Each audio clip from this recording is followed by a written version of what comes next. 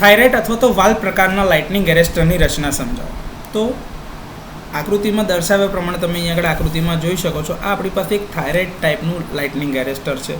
તો એ સમજવા માટે જોઈએ તો એની અંદરના ભાગમાં મુખ્યત્વે સૌથી પહેલાં દેખાશે આ સિરીઝ સ્પાર્ક ગેપ દેખાય છે.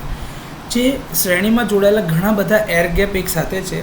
એ સામાન્ય વોલ્ટેજ એટલે કે નોર્મલ વોલ્ટેજ કન્ડિશન હશે ત્યારે એ બિનવાહક એટલે કે નોન કન્ડક્ટિંગ સ્ટેટમાં રહેશે. પરંતુ જ્યારે હાઈ વોલ્ટેજનો સર્જ આવે છે તે દરમિયાન એ કન્ડક્ટ થાય છે. થાઇરાઇડની ડિસ્ક, આજે આ થાઇરાઇડ ડિસ્ક મૂક્યા છે તેની વાત છે. થાઇરાઇડ એટલે કે એક સિલિકોન કાર્બાઇડના સંયોજનથી બનાવેલો કમ્પોનન્ટ છે અથવા તો ડિસ્ક છે, જેમાં નોન લિનિયર પ્રતિકાર એટલે કે રેઝિસ્ટન્સનો ગુણધર્મ ધરાવે છે. એનો મતલબ એ છે કે સામાન્ય વોલ્ટેજ ઉપર ઉચ્ચ અવરોધ મળે છે જેથી એ કન્ડક્ટ નથી થતા, અને ઉચ્ચ વોલ્ટેજ ઉપર નોર્મલ વોલ્ટેજ અથવા તો ઓછામાં ઓછો અવરોધ આપે છે જેથી કરીને કન્ડક્ટ થાય છે. એટલે કે સામાન્ય વોલ્ટેજ ઉપર કન્ડક્ટ નથી થતા ઉચ્ચ અવરોધ એટલે કે હાઈ રેઝિસ્ટન્સ ઓફર કરે છે, અને ઊંચા વોલ્ટેજ ઉપર લો રેઝિસ્ટન્સ ઓફર કરે છે. દરેક કોષની અંદર તમે જોવા જાઓ તો 160 mm વ્યાસ અને 17.5 mm જાડાઈની એક ડિસ્ક મૂકેલી હોય છે. આ દરેક કોષનું વોલ્ટેજ 1 કિલોવોલ્ટ છે.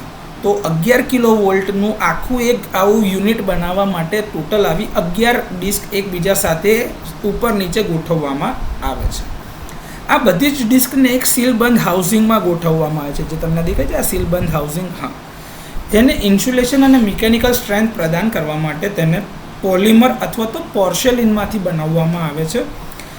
ભેજ, ધૂળ અને બીજી પર્યાવરણ પરિસ્થિતિઓ સામે રક્ષણ આપવા માટે એને સીલ કરેલું હોય છે.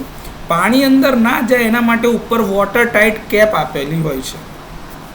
ઇલેક્ટ્રોડ્સ અને કનેક્શન માટેના ટર્મિનલ. તો ડિવાઈડર સ્પાર્ક ગેપની રચના નીચે તરફ કરવામાં આવે છે. બે ઇલેક્ટ્રોડ્સની વચ્ચે રેઝિસ્ટર મૂકવામાં આવે છે. લાઇન ટર્મિનલ ઉપરની તરફથી લેવામાં આવે છે જ્યારે ગ્રાઉન્ડ ટર્મિનલ નીચેની બાજુએ રાખવામાં આવે છે. તો આ રીતે થાઇરાઇડ અથવા તો વાલ્વ ટાઈપ લાઇટનિંગ એરેસ્ટરની રચના કરવામાં આવે છે.